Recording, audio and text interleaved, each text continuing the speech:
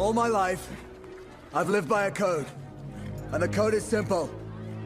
Honor the gods, love your woman, and defend your country.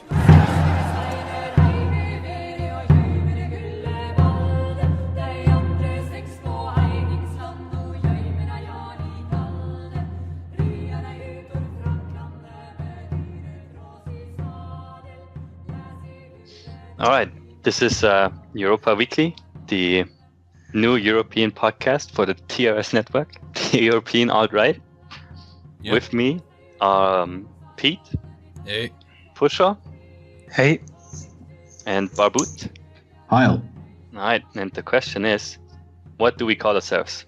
We can't be the Deaf Panel, can't be the Joint Chief of Staffs. Do we want to have a name for a little group here?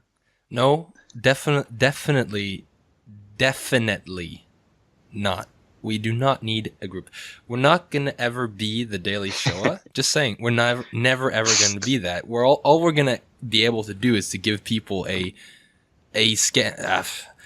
European perspective on things, and we do not need special names. We're already special. We're Europeans, dude. We are inherently special. I just like the idea, you know. Welcome on the European Commission. Fine. That's probably bad. Okay. Well, maybe Norway can have this special exemption from actually joining the European Commission, but they can still come in and talk because they're special because reasons. Almost forgetting here, but we haven't said where we're from and that we actually are European. We just said our names. See, we're professionals. We're professionals. Arminius, you start. All right. Well, I go by the name Arminius. I'm from Germany, and I've come into the alt-right through discovering Paul, obviously, and then from there on TRS, and I was very motivated to start a podcast for Europe, as that is currently lacking for on the network and just generally. That's true. This is Pete. I've been around for a while. I've already ruined one podcast, so this is my second attempt at ruining another podcast. But I'm half Norwegian, half American, so I'm like a meme. I'm in between. But a mystery meat. A mystery meat Norwegian. Lived in Norway my entire life though, so yeah. I figure myself to be Norwegian enough at least. Spiritual Norwegian. Yeah, spiritually Norwegian. Alright, Pusher. Okay, so I'm Pusher, I'm French, I'm a student, I'm in my mid-20s, and I was contacted by Arminius to get involved in the podcast thing. So I'm going to try to bring news from France, from the Big Blue Blob. Yep. Very nice. Oh, the terror of the Big Blue Blob. I haven't actually played that game, but it's supposedly very annoying to fight France in Europa Universalis. Yes, but that's a tangent for an entire episode that we can dedicate to that. Yes. And I am Barbute. I'm of the great, glorious Khanate of Finland. In my mid-20s, and I suppose you could call me a run-of-the-mill reactionary. And also the Finnish person with the least amount of Finnish accent in his English. That might be. Good choice. Sound like a fictional British person, but I'm so apolitical in many ways. I can't even into it. All I know is that porn and fapping is bad, and people need to stop watching porn. That's my political opinion. Yeah, you're just the spiritual leader of Norway. No, like I'm just Pete Khomeini. I'm just the no fap representative. The no fap police. Yeah, no fap. No video games. No video games. No anime. No pornography. No fun. Fun is not allowed. That's pretty much how it works. Fun is degenerate, and everybody knows it. Then I guess we get into the topic for this episode. This episode is called European Salt Mining. We have prepared. We thought, we open it up with some lighthearted talk about the European reaction to Donald Trump, the God Emperor, taking the office or becoming president-elect. So, who wants to start? Sure, okay. I don't mind starting. So, I picked 3 different articles from the French press, which were written the day after the result of the election because I wanted fresh tears. So the first article I picked was from Le Monde, so which is supposed to be a very, very serious, very good newspaper. And the article, I should mention, by the way, that all the translations are done by me, of course. So the title of the first article was "Anger Has Prevailed." And so I picked this article because it was typical. The way they present the narrative of Trump winning, I think, was very interesting. So I have a few short excerpts that I can read, and then maybe we can talk about the narrative behind it. So the way it introduces the article is quite great, so I'm going to read it. So, anger has prevailed, fuming rage has won. A billionaire of dubious character who hasn't paid his taxes in 20 years, who lies through his teeth, who openly flirts with racism, xenophobia, and sexism, and who has never been elected or exercised any public mandate, managed to channel it. And he did so masterfully. The Republican Donald Trump will be the 45th President of the United States and will take possession of the White House in January. So I picked this excerpt because there is all the usual liberal buzzwords about Trump. So, which is interesting because we often hear this narrative on the right that one of the reasons Trump got elected is because people were tired of the liberal thought police. And even when they lose, they cannot help themselves. They have to still go with the racist xenophobia and sexism thing. So that was the interesting part about it. And then they go to basically say that to frame Trump as an incompetent idiot, whereas Obama was one of the greatest presidents of the United States. So yeah, I mean, yeah, I mean, it's so great when the leader of the white Western world is a dark-skinned baboon. A baboon. Yeah. I always like King the title Abongo. Abongo. Like, it just makes me giggle every time. I think really think it needs the prefix king. King Abongo. I don't know. I like Abongo because it just feels like it's Obama, but it's also kind of monkey-ish, which is funny. I don't know. Maybe my humor is bad. What's the French word? We know that you hate fun. Sorry, the French. Okay, what's the French word for a dark-skinned person? We have several words, I guess. You could use the adjective basané, which is very pejorative, even though it used to be a mundane word. It means you have dark-skinned. And then we have a plethora of racist adjectives and whatnot.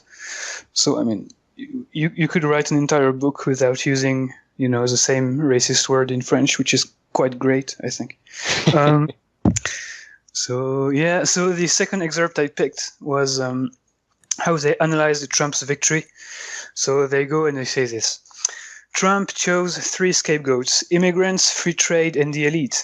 He also managed to tap into the deep discomfort of the white American population, which could very quickly lose the majority against the aggregate of ethnic minorities.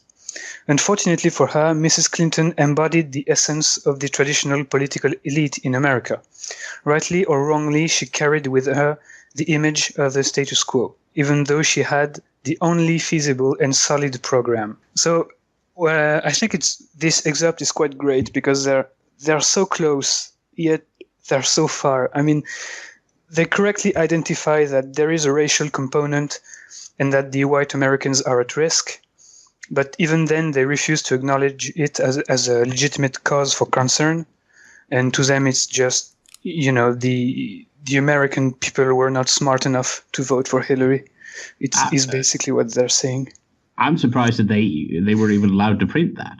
That someone's even allowed to actually mention that, hey, they're going to become a minority. And just pointing to that fact and talking about white dispossession, I thought this was like totally off limits, but I suppose I was wrong. Mm-hmm. In one of my articles later on, it will also mention this fact, and it will also mention what you just said, Pusha, about the education thing. Like, this is like something I saw in the German media a lot come up, is that like Trump won because like stupid people. There's more stupid than smart people. So apparently all the stupid people voted for Trump, and that's how he won.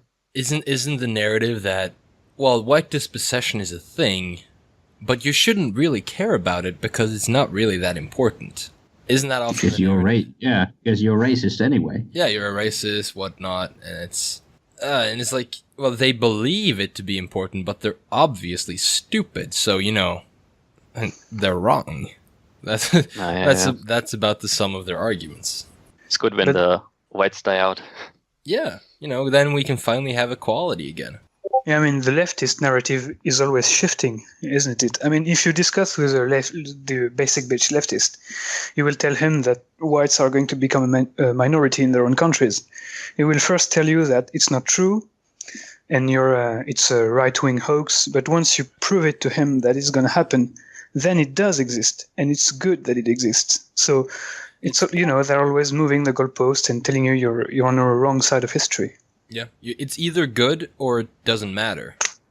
Yeah. It's like, well, I'm colorblind. It doesn't matter. I can't see the difference between a nignog and a white person. I don't mind if live around the niggers. Yes. When then, they don't live around them. Then but course, when they do, then oops. What happens is that if a right-wing populist wins, they're going to move to an even whiter country. Yeah. Yeah, so they claim. I mean, I don't think any of them, all of these actors and celebrities in America who've pledged that they would move out, I don't think any of them have followed through. Not that I was expecting them to follow through, but well, of course they've all backpedaled. Yeah. I mean, they already live in white communities, right? I just assume this, that they all live in some kind of sheltered white community. I don't know if they live in exactly white communities, but they live in like upper class gated. Yeah, at least like a fully white presenting community. Like there's no gangbangers on the corner. None at all. Yeah, I mean, when the average Hollywood actor talks about diversity, his own experience of diversity is, shooting a movie with Will Smith, maybe. That's it. So, dude, that would be so much fun, having some funny nigger come around, like, making jokes at you and like, ha ha ha. And it would be so cool. I don't believe that, but that's kind of what they believe, so. Yeah, black people are all like Dave Chappelle. He's funny. So should I keep going or should we switch between people? Because it may be boring if I had to read the three articles. No. I think we have enough time to just power through. Okay, let's go on. So the article goes on next about how this election should be considered a signal for the democracies in the West, because it would be a proof, according to the journalist, that democracy in general, liberal democracy, is in danger. And so he points out to the Brexit event, and if you're able to read between the lines in the article, he's basically equating the Trump phenomenon with Brexit, the National Front in France, and the FPÖ in Austria. So to them, there is a specter hunting Europe, and this specter is nationalism. And the way they analyze it is they say that Trump happened because Trump happened and the media was completely unable to foresee it. And he says that the press, for instance, is absolutely unable to gauge public opinion. And so he goes on to this liberal narrative, which I've seen in many articles, which people from the media will blame the media, saying how because they were unable to understand the phenomenon, how they were disconnected, they caused the Trump phenomenon. And the underlying narrative, of course, is that if the media were to do their job competently, then the status quo would still be around, and we would be lucky to have Hillary Clinton as the president of the United States. So even when they are rightfully pointing to the dysfunctional media, they still have this underlying assumption that they are working for the force of good, and that it's only a mistake of history if Trump gets elected. If it happens, it's just a mystery, and it would be a mistake. So that's the big narrative I found. Yeah, I do see. Oh, go on. No, you first. I do see this also repeated in German newspapers, where it's like, okay, the media didn't predict this, so this means this is like an outlying special case. Like, oh, it's almost random that this happened. Like, oh, can't believe everybody's shocked because the polls had Clinton winning by 13 points or something.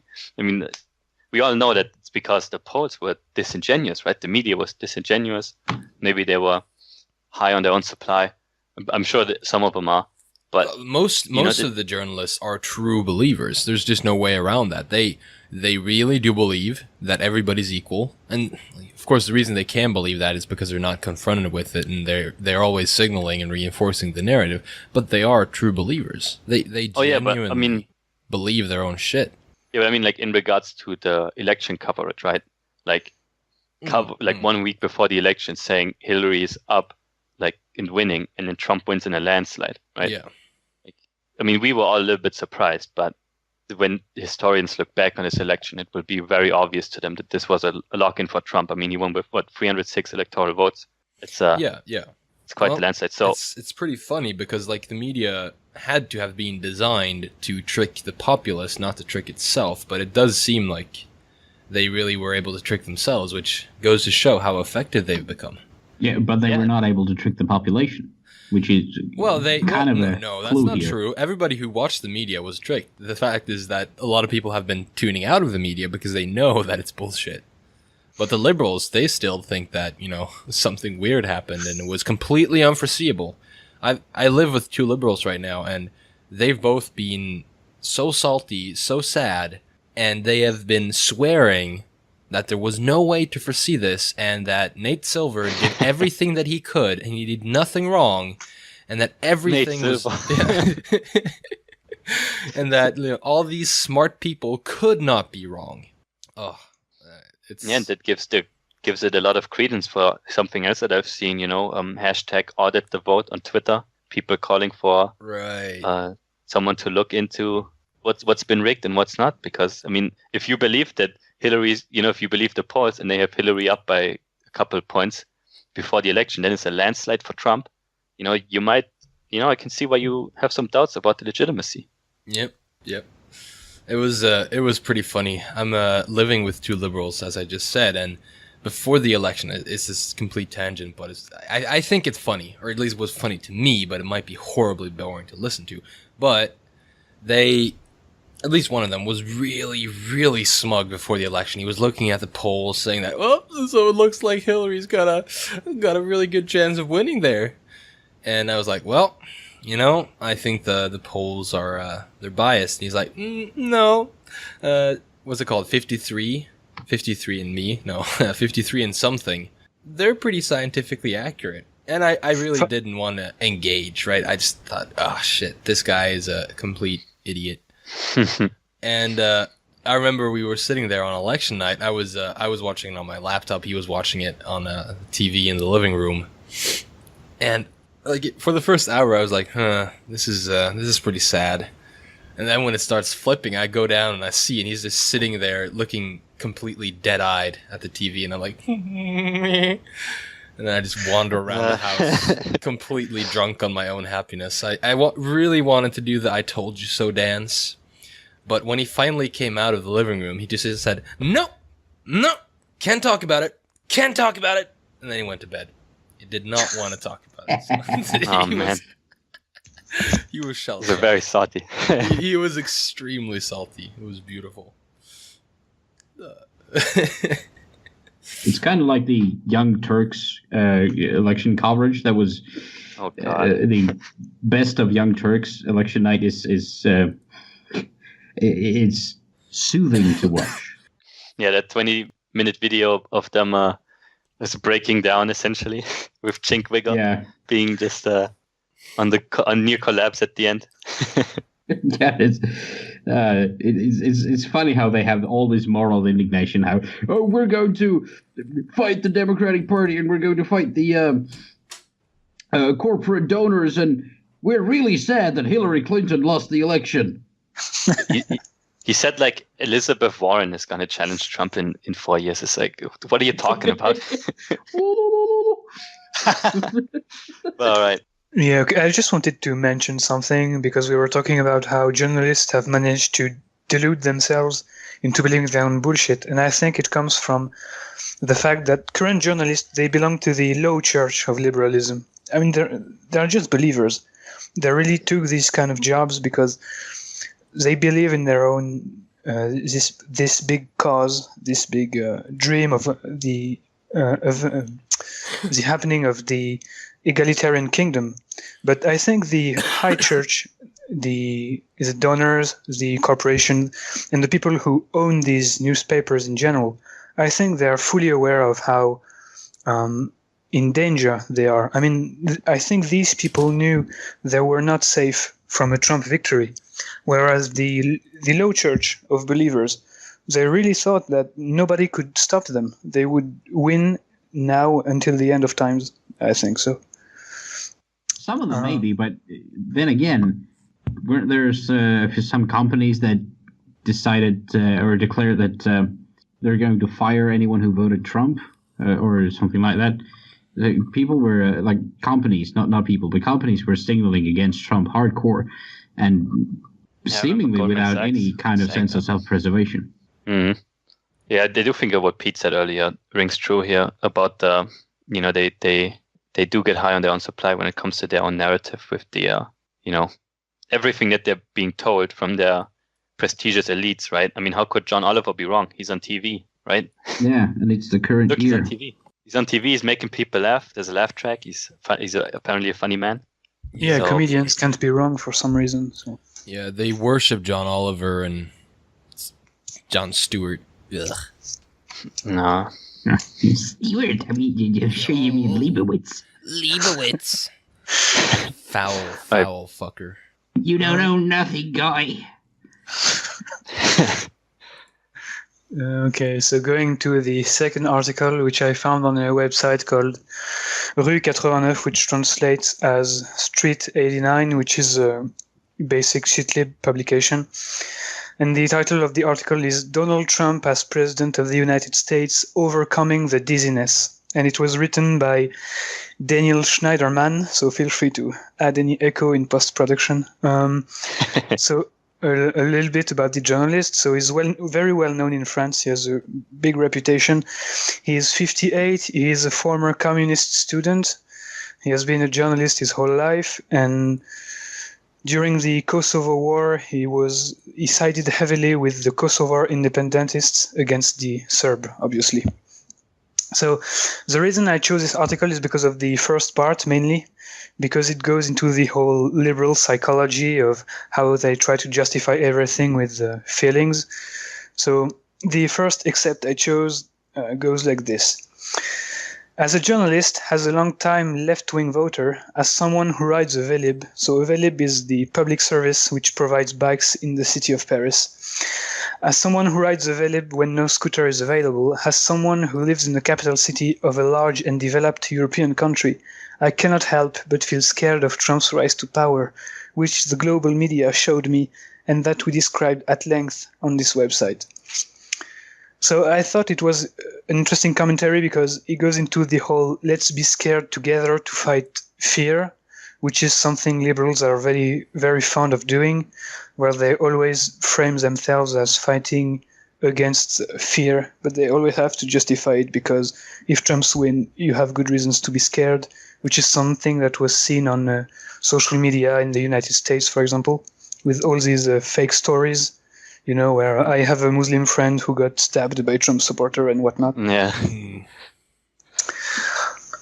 So he goes into this whole inversion of roles where even though he's a well-established journalist for a well-established publication, he has to present himself as someone who is a victim, basically, even though we know, I mean, if you live in a Western country, you know for a fact that the media has to be one, if not the most powerful institution on there. And journalists are basically, at the top of the chain almost. So I thought it was interesting how he managed to invert the roles to present himself as a victim.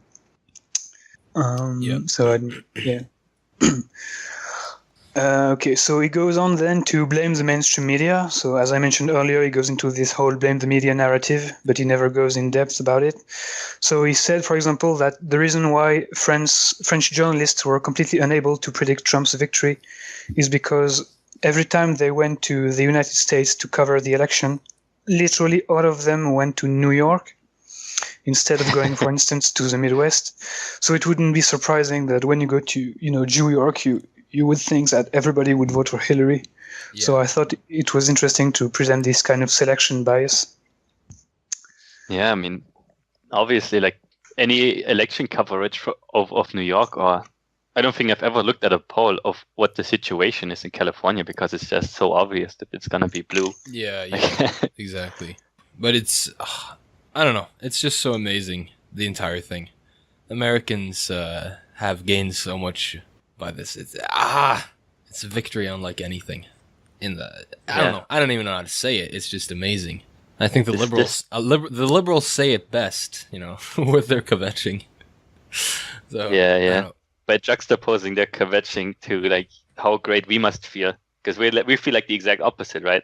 Yeah. We're not scared. We're energetic. We're optimistic. I mean, when Trump won, I stayed up all night, and I think at 8 in the morning after the day, I had to go to university, and sitting in class, I was talking to like the dude sitting next to me, and both of them were happy that Trump won because, and these are just normie dudes, right? These dudes are not a red pill, but they were really happy that Trump won because they said like, well, Trump is not perfect, right? Because they only know of Trump's character through the media. So they're like, yeah, Trump seems to be like a bit of a loud mouth, doesn't think before he speaks. But they said, Hillary Clinton is a criminal, and they were really glad that she didn't get into power. So, there's like just normies here in Germany signaling for Trump made me, even more white pilled. But the media is like these leftists, they're just going into like a complete spiral of like a self-pity. Yeah, it's incredible. And this is not completely related, but the contrast I saw in liberals before and after the election was huge. Oh, yeah.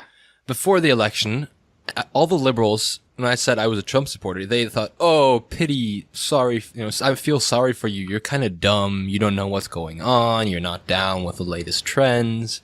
You're such a stupid person. And I was like, I'll bite my teeth together and just, I think he's going to win. Who knows? Yep. And these people are not worth debating with. They're just disgusting. But whenever it came up, they weren't afraid of my Trump view. They just laughed at me essentially. But now they're not laughing so much anymore. Let me tell you, now they're angry. Now I got like family members on Facebook telling me, "You've put people in your family at danger," and I'm like, "Shit, wow." Because I don't even know. Yeah. What? Go on. I was just gonna say, don't even know why are white people afraid? I mean, if I were to believe everything that Trump stands for, that they say, right, then like if I'm a Muslim in America, all right, then I don't want to put my name on a list, whatever. Yeah, you might have to go back. Why are all these white liberals that live in New York or whatever? Why are they afraid? Okay, so the narrative that I was told by this one cousin of mine who is actually a mud shark, disgustingly enough, I didn't even know this until after the election, because I never talked to her or anything. But her narrative was that now that Trump has won, police are going to start killing niggers on traffic stops. It's like they're just going to pull over the black guy and just pop him, not even check him or anything. Just just kill him. So they were legitimately afraid that her boyfriend was going to get pulled over and killed by a Trump supporting cop any moment now. I was like, whoa, dude. I didn't know what to say. I just laughed. I couldn't take it seriously, and they got so butthurt by it. Before the election, everybody just laughed at my views. Now they're not laughing. Now they're not laughing at anything. Now they're shit scared. It's beautiful. They're not laughing now, yeah. Yeah, they're not laughing now. That Goebbels quote just keeps getting better. Okay, we should do the next country. So either Germany or Finland, I think. Did you have anything to finish up, Pusher? Not really. Yeah, I mean, just one last quick thing is that how he goes into details to say that Trump is a buffoon, is an incompetent idiot, but some of his platforms are legitimate. So, for instance, is the fact that he's not exactly pro-life. maybe he would keep some form of socialized care and whatever. And so he does this thing that leftists do, is that they are ready to compromise and to say, okay, so some of his platforms are legitimate, but it doesn't change the fact that we are the good guys, and so we should be the one in charge over all these people who voted for Trump. I mean, they're willing to let go of some steam, but not entirely. They're pretty politically savvy in many ways. They know how to fight and twist their narrative around. Yeah, they've been at this for a long time. You want to go Arminius with Germany, or? All right. Well, one thing that It's time for Germany. All right, jawohl. Just do it in German. The Americans are gonna love it. Okay, also ich habe ein paar Artikel durchgesucht. Einen aus dem Vereinigten gefunden. Ein paar. No, dude, please. Okay. I found first something that while I was looking through articles, now I did not do the most extensive research, as we know the talking points, right? I figured someone would have an article talking about how Trump is a monster. There's every newspaper in Germany has an article like that. You know, Trump's a monster, Trump's an idiot. Some things that I saw is an article called Der Ernstfall, which translates to something like a very serious happening, essentially. The Happening, written by Carsten Luther. And that guy, he wrote like a 2-page article about how it's just a hit piece on Trump, you know, calling him a bad joke. The world is afraid of a reckless man with nukes, calling this whole thing an epic disaster, calling Trump a liar, saying it's empty populism that nobody really believes, but except like the stupid people. But as I said earlier, you know, somehow the idiots won out over the noble more elite. Black people voted for Trump than Romney, so I guess stupid people did make a difference. In that case, I guess he did get more stupid people. It's true. It's true. But stupid doesn't necessarily mean, bad. Yeah. Bad. Yeah. I was also looking through some UK media to see if there's anything special, and something that I've also seen in the German media reflected in both is that there's sometimes talk about neoliberalism and them tying it to like the economy, right? In a Guardian article that I link in the show notes that's called "Globalism is Dead and White Supremacy Has Triumphed" by Paul Mason. I mean, the headline says progressives must direct the energies to build an alternative to the failed neoliberal model. This is like, I mean, correct me if I'm wrong, but isn't it when people talk about neoliberalism, it's not usually like about economics? Well, neoliberalism is kind of the model after which most Western mainstream parties have modeled themselves after, if they're not neocons. Yeah. So it goes with usually with a mixed economy. This is my perception, and it might be kind of wrong here, but this is what neoliberals in Finland are like. They're socially progressive, at least they present so in the centers of dildo worship, which are the big cities. Their basis, voter basis, might not be so much, but they present or signal social liberalism and varying levels of fiscal conservatism, and it's like the absolute synthesis of the deal with the devil that Michel Foucault makes. So essentially, the left will not criticize monetary policy or trade deals, and the right will not criticize sodomy. So that's kind of what it is. And neoconservatism is not really that different. It's just that it's war hawkish and shills for the state of Israel. Well, the way I've always been taught that neoliberalism is in contrast to Keynesianism. You know, like it's an economic thing. Keynesianism more market control, neoliberalism more leaning towards free markets. And so, what I was reading a little bit here, maybe I was just looking for too much esoteric meaning, but that these people are criticizing like a neoliberalist model, saying that we need more control in Germany, or European countries in general. So the same thing can't happen to us, a populist getting elected.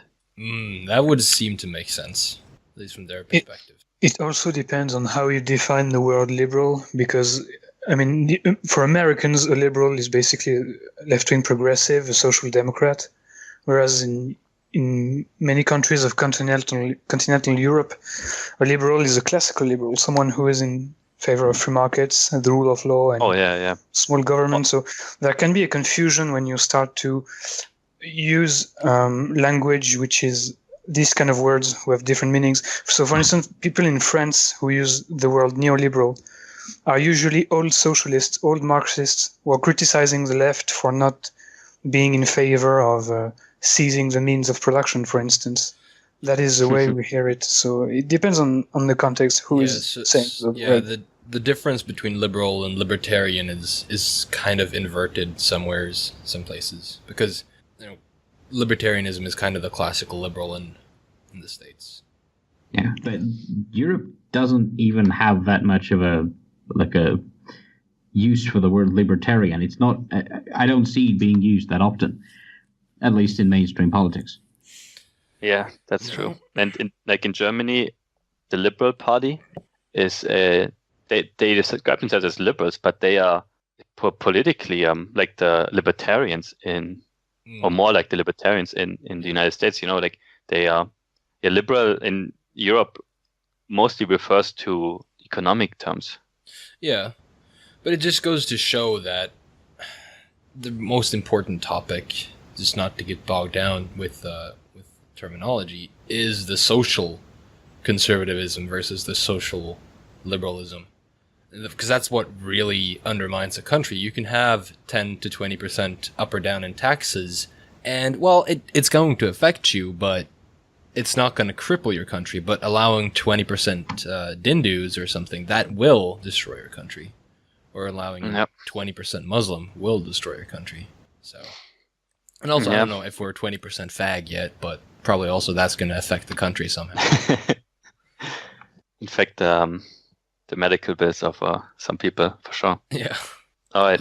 In this article that I mentioned, The Happening, the one thing in this character assassination piece that I wanted to point out is that this guy who wrote it, Cousin Luther, seems to be afraid that the United States will no longer get involved in Europe and the Middle East, which I find is an odd talking point I haven't heard before, being afraid that the United States will withdraw from the Middle East. It's like... yeah, liberals are afraid of that. That's rich. That's freaking rich. So, yeah, but the right is always warmongering, and the liberals are always anti-war. Even when they go to war for peace and flowers and rainbows.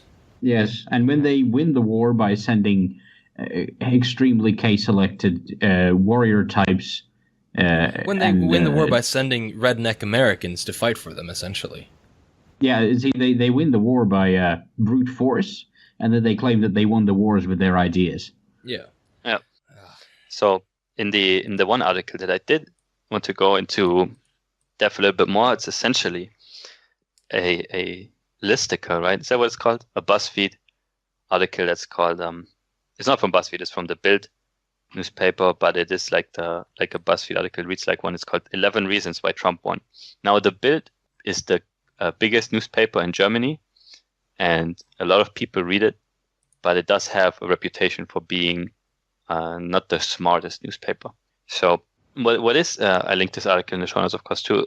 It is in German, but it is interesting to look at it, how often they mention the Washington Post and the New York Times as their source. Like each one of these reasons, and we can get into like 2 or 3 of these, their source for this is something that the author has read on the Washington Post or New York Times, which comes around to how I think that German media is covering the United States in general, is that they just have a guy watch CNN and write down some talking points and then write an article about that. Yep, that sounds about right. So what do we have here? There's one point that is about white men being really afraid and scared and stupid at the same time. Of course. Where in the article it's just a little bit of text, but they let a graphic of and they have a graphic on it that shows that most people with a college degree voted Clinton, and they put that picture there with little text to let the picture speak for itself. So you make the connection. Hey, look, if you go to college, you vote liberal, which is the smart thing to do. Yeah, Yeah, I know. I heard that among white males, more college-educated people went Trump, though. It's only among, like, college-educated women and white males together that it flipped into Hillary. I think that didn't Trump win college-educated whites in general?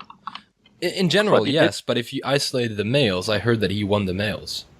Yeah, he won the college-educated males. Yes. He didn't win the college-educated white women. Yeah, that's... Yeah, but that was surprisingly close as well. That wasn't. I think that was 45-51 or something. Yeah. So that point's obviously not valid. Then the second point that he's 11. I was using that, by the way, to taunt my liberal friends. Like, huh? It's super effective because they put so much stock into their education, even if it's liberal arts education. Like, yeah, I'm an academic. I have a degree in performance theater, and I'm one of the elites of society. Oh, shit. Fucking hell. Yeah, so the second reason is that qualifications don't seem to matter, which was weirdly phrased in the article itself, but I think it's referring to that people don't care that Trump is not qualified for office. This is, they were grasping at straws for this article, as we'll soon find out. They're already running out of reasons except calling Trump supporters stupid. Yeah, but that's been the thing the entire way. Like, stupidity is the original sin in many ways. It's like everybody on the right is stupid, everybody on the left is smart. Yeah, but IQ tests are racist. Yeah, IQ tests are racist. You can't say that anyone is born stupid or smart. They become stupid if they vote right wing. Like, that's like the definition of stupid. It doesn't, like, IQ, problem solving ability, is not a component of intellect anymore. It's how you vote that makes you stupid. If you can't understand that the faggot cause is the most important cause in our culture, then you're stupid.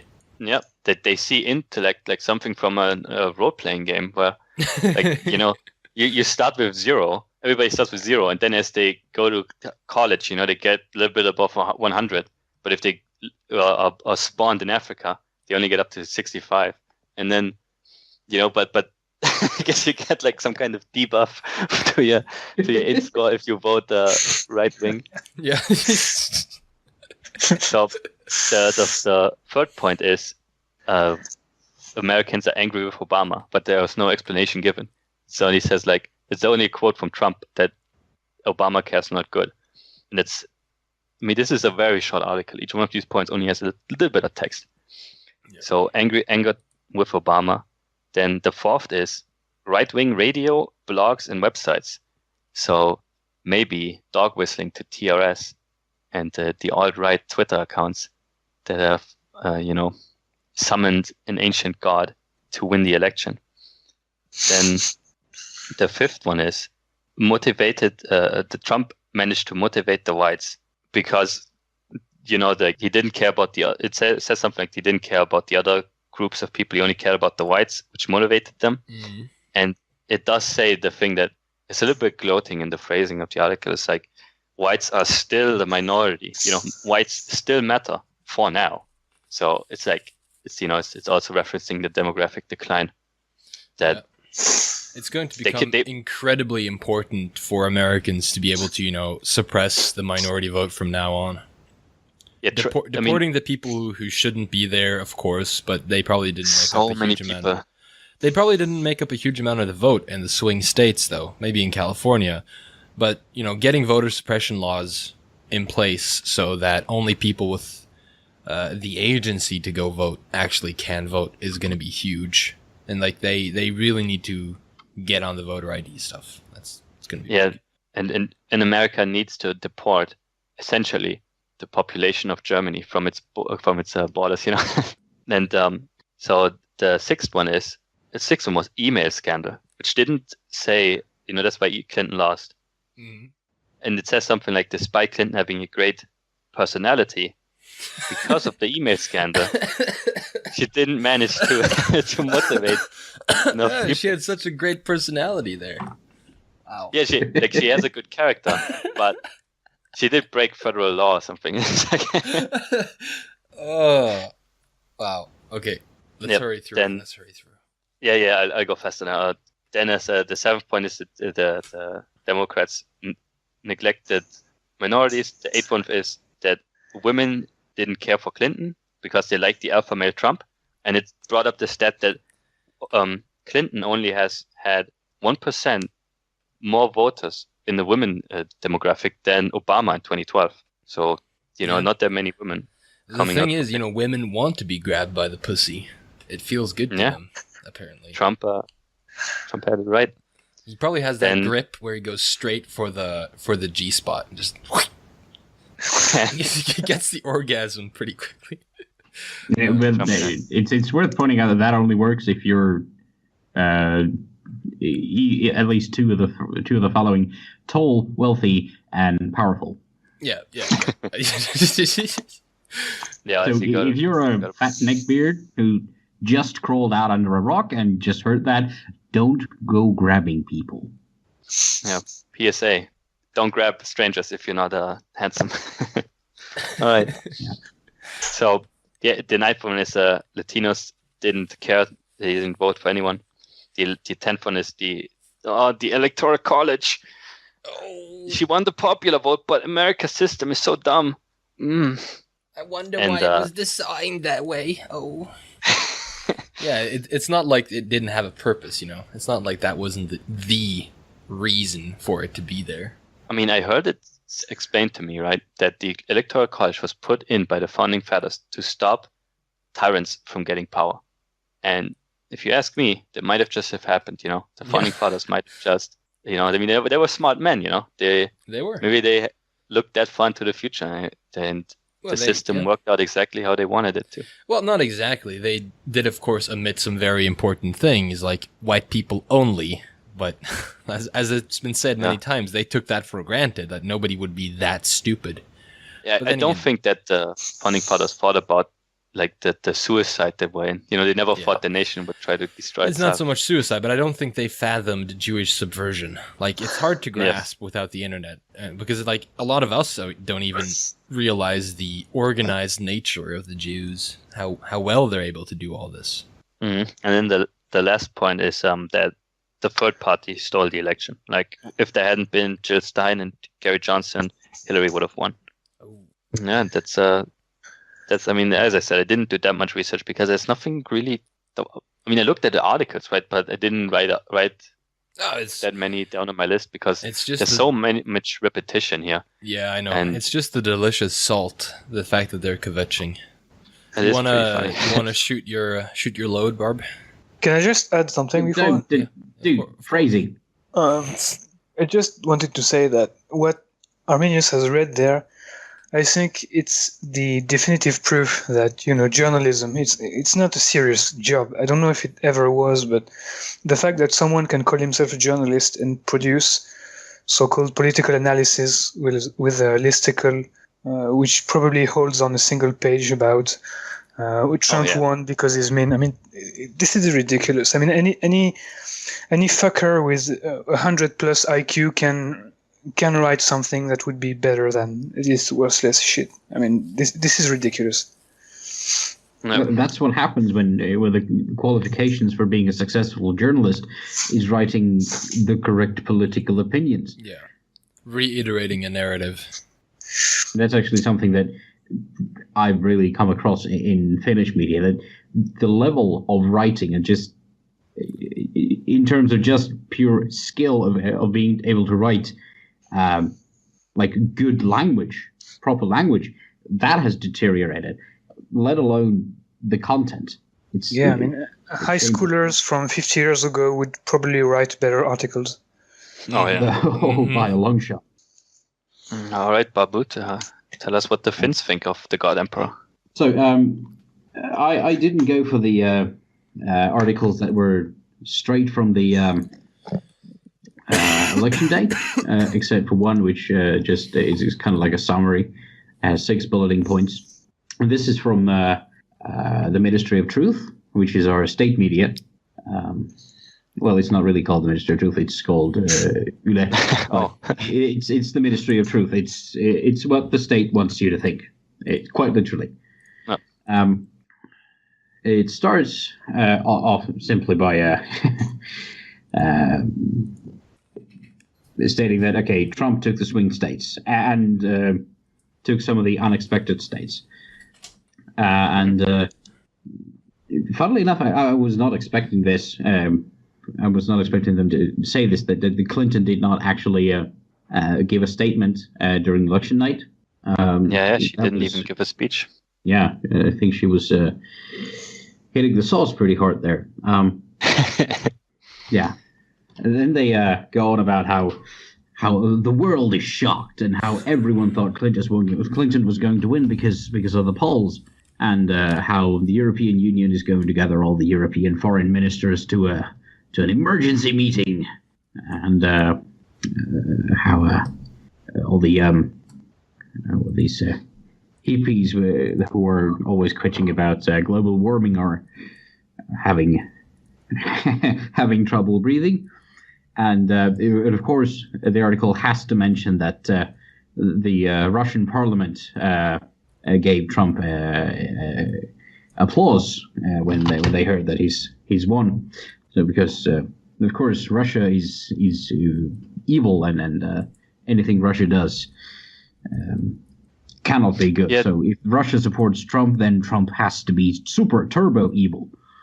Yeah, this is something I read in the German media too, about how they just said things like Russian Prime Minister Putin was not unhappy with Trump winning, or like Russian is something, it's like they say, okay, the Russian was happy about this, so you have to be really unhappy about this. It's like, That's one of the things that gives me the most hope, or the most joy, is the fact that America and Russia is actually going to be really friendly now, for once. Because it seems like that might actually break up a lot of the political alliances and stuff, and just make a lot of the old narratives. If America and Russia becomes good friends, then a lot of the bullshit we're being fed in the EU about Russia being this undemocratic, patriarchal society, it's going to have to come tumbling down a bit, and it's going to be really good, and things are going to just get shaken up and remade. So, yeah, the Russia stuff is great. It's like one of the best things. And of course, the complications with NATO and all of this. If Putin and Trump can get along, NATO becomes less of a necessity, and NATO kind of is a scam as it is right now. It's an excuse for European countries to opt out of doing anything, which is something I want to talk about a bit after Barb's done. Yeah. Yep. The next point was that the stock market had a bit of a hiccup, and the Mexican peso dropped down 8.5%, and this is of course perfectly in line with what the media did with Brexit. Like, there's going to be a market crash, but there's been no word that I've seen in Finnish media that actually the American stock market is experiencing a slight boom after the first hiccup. Yeah, I actually saw a guy on the forum who said that he was getting into some high risk investment, and that he was actually making quite a bit of money. And well, if we can, we should set up an alt-right investment manager. So I would give that guy money so he could invest. He could take a cut. That's fine. He can make money off of me. But if he wants to invest my money, I'm down with that. Seriously. We need to get autists who are willing to sit and do the news analysis and make the risks. And yeah, I'd invest. I don't know. I would try, because I feel like we are ahead, at least with the amount of news, because we're a lot of people that like to talk about news. We're gathering news, we're presenting it to each other, we're processing it. What does this mean? We give the thoughts. This is actually, I think, quite valuable information in many ways. I'm not going to say that it's perfect or anything, but for someone who has the ability to put it all together and get the context of it, might be able to make some pretty informed decisions on where to invest. And I don't know, he seemed to be pretty successful, so it was an interesting read on the forums. Well, yeah. The last 2 points are just, they mentioned that the Republicans got both the Senate and the House, and then how that's going to make passing laws easier. Supposedly, we don't yet know how hard the Cox are going to fight back. And of course, the last point is titled "Brexit, Trump, What Next?" And they mention, of course, France and Marine Le Pen, and they put a very, very big emphasis on populism and nationalism, how that's a wave sweeping over Europe. And of course, it has to be mentioned very, very vehemently that the Front National is far right and how that's evil. The next article is from the country's largest newspaper, called Helsingin Sanomat, which is really just Helsinki Times. And it's quite kvetchingly named that we are now living in the time of Trump Putin, and being anxious is understandable. And it's not actually Being an article. hopeful is understandable. Yeah. This is actually from today, which is 19th of November. And it's not an article, it's an editorial. So they actually had a city official, and he's, of course, a social democrat, which, might give you some clue as to what's coming. And this article or editorial, it has a very, very weird narrative, because his main talking point is authoritarian capitalism and how this new, he calls it new globalism, is a terrible thing, and how Russia has Putin, India has Narendra Modi, Indian guy. Yeah. yeah, China has Xi Jinping, and the United States has Donald Trump, and how Britain has voted to leave the European Union. And could be a great time for Western hegemony, or Jewish Western hegemony, to end. Yeah, and he's very worried that the 1990s idea of the end of history and the victory of liberal democracy. Well, it's over now. So his great point here is that authoritarian capitalism and xenophobia and hate speech and the new normal that bases its power on capitalism and xenophobia is sweeping across the world, and how the old leftist parties are not exactly capable of fighting it, and that we need new solutions. Well, he's of course kind of signaling that Bernie Sanders should have gotten the nomination because Hillary Clinton wasn't quite left-wing enough. That's very, very normal. Yeah, and he finishes with that. This is actually not a crisis of authoritarian capitalism taken over. That it's actually a crisis of cultural values, and how it's terrible that the wealthy North can just build a wall and prevent the Southern Hemisphere from walking in and taking all their shit. You mentioned values, and I did see something on the day after the election. I didn't save it, but there was some articles and some politicians signaling that now Europe has to become the defender of Western values. You know, against America. I think there was I think the writer was a Jew as well. Oh, oy vey, the American rednecks are taking over America again. Now they're going to eradicate every non-liberal. Not every liberal, sorry. Oops. Yeah, Oops. But if only, man. If only. If only. I've said this many times, but it's quite hilarious to see how, like, the entire world perceives America as these dangerous rednecks with pickup trucks and big guns that are so masculine and so intolerant, and if you cross them, they will lynch you.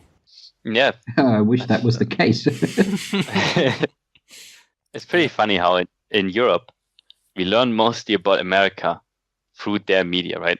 But the American media, it teaches us in Europe that Americans are stupid and, you know, racist. And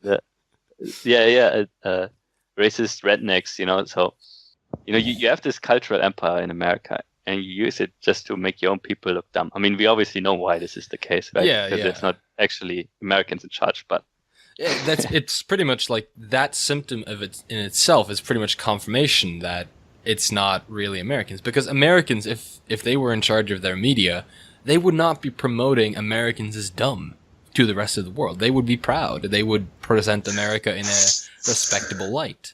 But the American media is not doing that, and it's clearly moving against American interests. I mean, the proof that you are right is that we only have to compare the current media to the media of 50 or 60 years ago, when it was actually Americans in charge. I mean, their media was completely different. Mm-hmm. And so we just have to compare, and I mean, something has changed. We know what changed, but yeah.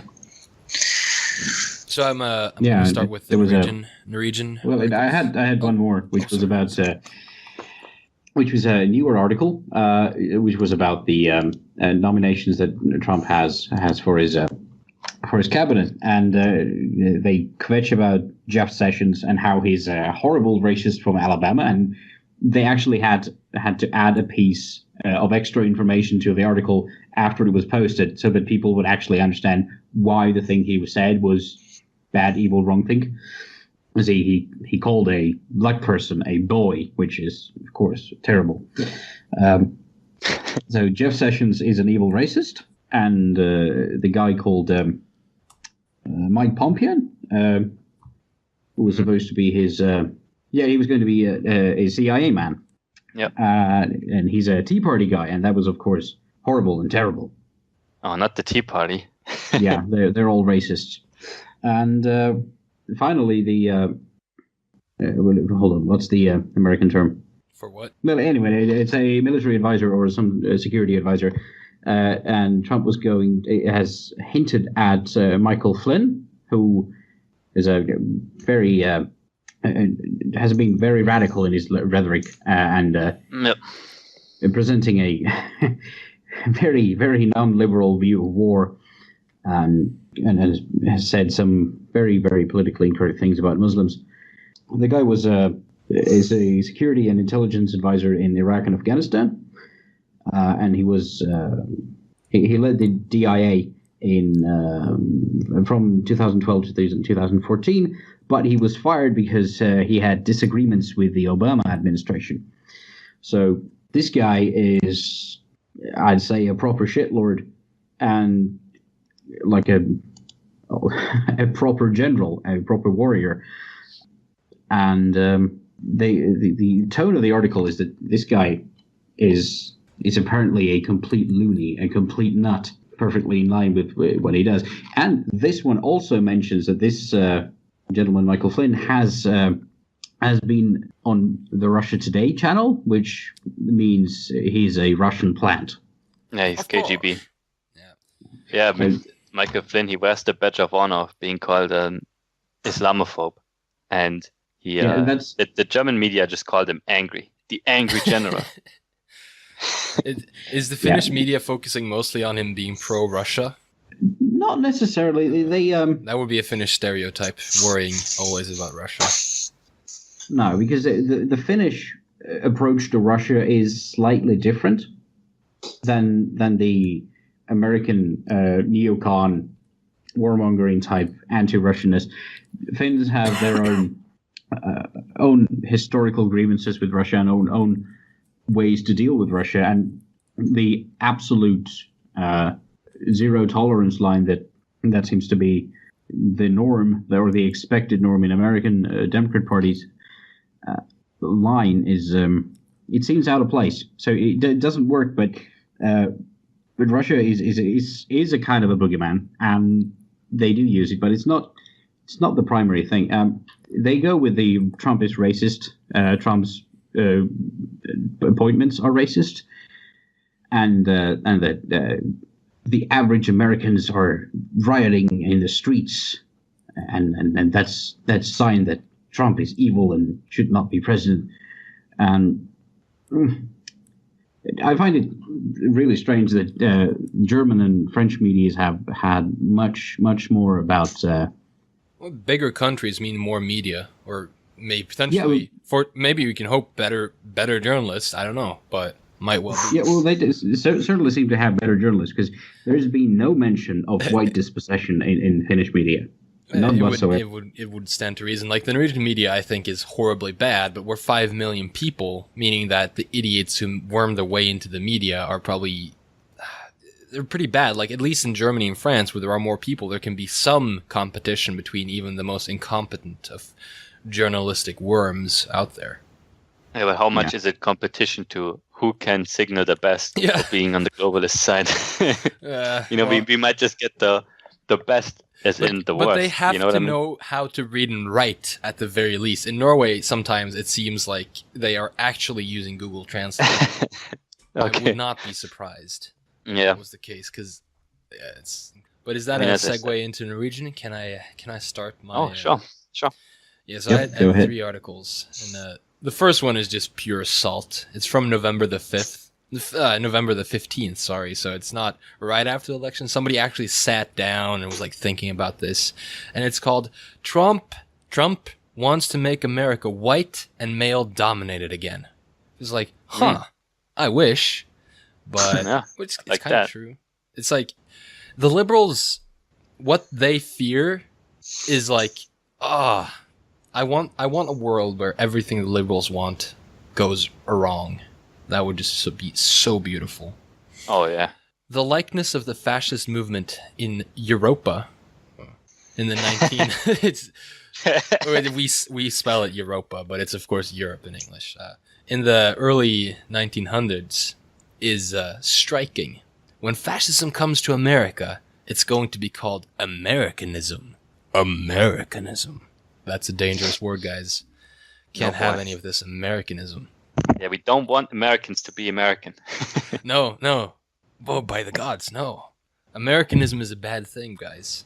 Especially in America. Especially in America, yeah. It's good in Mexico, Mexico and America should be one country. It's good when the Iraqis have some Americanism in them, but, it's really bad when the Americans do.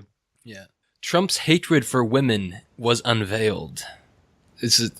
The subtitles in this article, I can't go through the article because it's pure shit, but it's just so hilarious to see every ounce of salt that is pouring out of this woman. Delicious. I think I've been overdosing on salt. I actually had soup yesterday, and I could feel that there was just too much salt in my soup, and I was feeling really bloated. Yeah, I have to drink like 6 liters of water a day. Yeah. To stay hydrated with all the salt. For a woman, it's very important to be liked. I don't know what she's getting at here, but I think she's aiming at the fact that women were coerced into voting Trump by their white male siblings. That women would be ostracized if they didn't vote for Trump, and that and that it's not really that women actually wanted Trump because women are nice people, but the fact that their white male siblings, they were pressured. Yeah, they were pressured into voting Trump. Despite the vote being anonymous, obviously it's everybody. No. I mean, at this point, this is clinical delusion. I mean, if you have to say that they didn't want to vote for Trump, they were forced into it. I mean, you have to be at completely desperate. I mean, if you're a white liberal woman, you have to be on edge constantly because you don't understand. It shouldn't have happened, and yet it did. So you're finding every retarded excuse you can get. Yep. And another funny thing from Norway. Norway is bad. It's bad in terms of signally. It's a step below Sweden in terms of how much we signal, and it's of course a step below Sweden in how many people we have, whatever. But the fact that Norway, as a government, gave money to the Clinton Foundation, a lot of money to the Clinton Foundation. And wow. Yeah, we did. It's huge amounts of support for Clintons, and it's completely dildo. But after the election, they're like, oh shit, we put the money in the wrong horse. So now the money to the Clinton Foundation is ebbing off. So but it's the Norwegian government has been giving money to the Clinton Foundation for just now or for some time? Since 2007, there have been, I think, given almost $100 million to the Clinton Foundation from the Norwegian government. Oh, wow. It's a lot of money. What favors did they buy? What happened here? I honestly don't like. I'm not too well versed. I can imagine it being signaling money. It's like we're giving. I don't think so, because it's like, Well, what could they gain? that's what I'm asking. It's like the Clinton Foundation. When I hear someone gave money to the Clinton Foundation, I'm thinking, all right, they wanted a government position. They wanted some kind of favor from the U.S. government. Well, Norway has its last prime minister going into NATO, and he's the president of NATO. So Norway is definitely in bed with the globalist government, the New World Order, whatever globalist shit going on. That's something. It's something. I don't know if that was like bought and paid for, or if he was just the best signal-y guy out there. Might well be. Yeah, obviously. Don't want to get too conspiratorial, but whenever I hear someone giving money to the Clinton Foundation, my ears and $100 million. And $100 million, yeah. That's a bit much. Over a 10-year period, to be fair. So it's only $10 million a year. But still, but the time period makes it even more suspicious, because it's like, if they just gave it in the last 6 months, then there must have been like Norwegian politicians really afraid of what the biased media tells them. But since it's like, over the time where Clinton was Secretary of State, thinking like, oh, what's going on? Yeah. Supposedly it was given in like the name of helping childbirth or helping with death during childbirth for mothers and kids in countries with high mortality rates, but that's a plain lie, because we know that Clinton money doesn't go to anything really. It just goes to Clinton. I mean, maybe the Norwegian government was just scammed, That might maybe it was well just be. a big scam. It might well be. I think Norwegian government is pretty stupid, but I don't know. It might be malicious as hell. So. Well, I think it's entirely possible that the Norwegian government really thought they were doing something good, like, well, quote unquote good. They shouldn't be putting money in that anyway, but they probably thought that, okay, this is Hillary Clinton, a great, great philanthropist and a great American politician who's a real progressive. If we give her money, we will make the world better. It's entirely possible people have just been scammed. It says in the article that we are amongst the most generous people. One of the only few countries that is more generous than us is Saudi Arabia. Well, you're in good company. Yeah, Norway's in good company. Oil money going straight to Clinton. Beautiful. That's also an interesting fact. I mean, my mind is racing with these conspiratorial thoughts now. Yeah, I can't get into the conspiracy, but I just can't get out of the humiliation and the ridiculousness of Norway giving money to this witch and I just can't fathom what it's for. All I know is that in an effort to outsignal Saudi Arabia. Yeah, it's like, oh shit. All I know, and I think this is pretty much a fact, is that the Norwegian people do not like globalism. They do not like the EU. They do not like globalism in general. But the politicians, they are selling out. It's a huge divide between the Norwegian people and the Norwegian politicians. The Norwegian politicians, they're selling out to the EU, they're selling out to NATO, they're selling out to everything.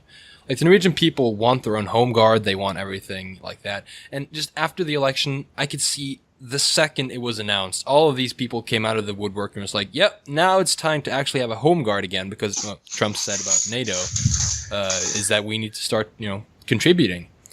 And the moment he wins, everybody's coming out of the closet on Facebook saying yep, this is good. This means military Norway is not only going to be five airplanes helping NATO bomb, it's actually going to mean soldiers again, which would be great because having a military and having people who it's probably one of the biggest traditional conservative environments where men actually get to be men, and that's been completely killed.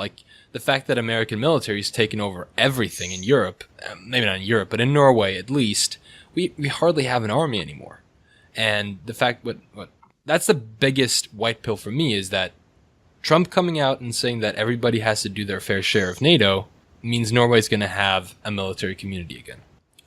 And I like that too. The institution of the military is so important for the development of men, Mm-hmm. It's just good to have. And also in the culture of the country, it's good to have a strong military, have a parade once in a while, makes people patriotic. Yeah. And so I don't. Well, what I think Trump said about is just everybody pay your fair share. So I could see countries just paying their fair share of NATO, and then that's it, instead of spending it on their own military. But that will be bad. But hey, I mean, but even if that is what the politicians immediately do, one thing, the money is going to have to come from somewhere. They're going to have to remove money from some program, and I'm going to guess it's going to come from foreign aid, because foreign aid is kind of it's a thing you do when you're not afraid of where the money's going. It's a signaling money. So foreign aid, I think, is going to get cut. I think a lot of other programs are going to get cut, and so they can fund the NATO requirements. But even if it goes mainly to paying America, it's going to give a lot of ammunition to political parties and political platforms that want to run on a pro-Norwegian military. It's like the parties that actually have been saying this for a very long time are now going to be vindicated. And I think the Norwegian people are going to have a much easier time rationalizing these parties' stances. And in Norway, that's the Center Party, and I know in Finland the Center Party is a criminal organization, but in Norway, the Center Party is actually pretty decent. They seem to be like the good party right now. The most anti-EU. But yeah. The last article I wanted to mention was just that the president of NATO, who is the ex-prime minister of Norway, had a good conversation with Trump. So it's not really salty, it's just Trump and him having a chat about the fact that NATO needs to work better. And it's not anything revolutionary. It's just confirming that, Trump is going ahead with his promises of making NATO get shaped up. And I hope that Americans all over really pressure the NATO thing, because NATO is so detrimental to Europe in general. And I really hope that this comes through and we get our military communities back. That would be huge. I did see. I mean, there hasn't been much talk from German politicians with Trump, but they all have said things like, we're gonna, Trump, you have to be careful. Like, Trump, if you become a dictator, watch out. Watch out Europe might get you. Watch out, America. No. The European Union will band together to topple the regime. Oh my God. It's like, can you imagine the state of military saying, going to war with America? What a disaster. That is like America and Russia coming together once more to fight off Germany. I think the European flotilla might get somewhere a little past Ireland and then get blown the fuck out. Yeah. There's nothing there in European military right now. I mean, the French have an alright military. I mean, it's not like, special forces in Scandinavia here are pretty good. And well, the special forces is like the only thing that hasn't been removed. Like, special forces will always be good because they get the very best. They get like top level athletes. That's essentially what they do. People who go into the special forces have to be the cream of the crop. You can't afford to have bad special forces. They are the best. And I've heard from America that they're always white, which is a very big white pill. The fact that the best are always going to be white. The best warriors, the best thinkers, the best everything. Well, obviously, I mean, to be in special forces, you don't not only have to be physically in peak condition, you also have to be a little bit smart, Yeah, definitely. So, I mean, it would be pretty funny to see. Can you imagine, like, Merkel is threatening Trump with sanctions on military intervention? It's like, what a joke that would be. That would be. I can almost picture like an American press official just leaning into the camera and saying, "Bring it." Yeah, I mean, I don't think that's some heavy delusion on the liberals' part, thinking that anyone would actually go along with it, or that there isn't a chance of a victory against America. I guess that's something that happens when you don't ever think about what war actually means, and when you don't ever read about what the military, what shape it is in. Like you might think like, all right, the population of Europe is a little bit bigger than the population of America. Maybe we can stop them, but what's that? We don't have soldiers. It's nothing. It's really nothing here. I mean, what More the UN? we don't have any means of reaching America.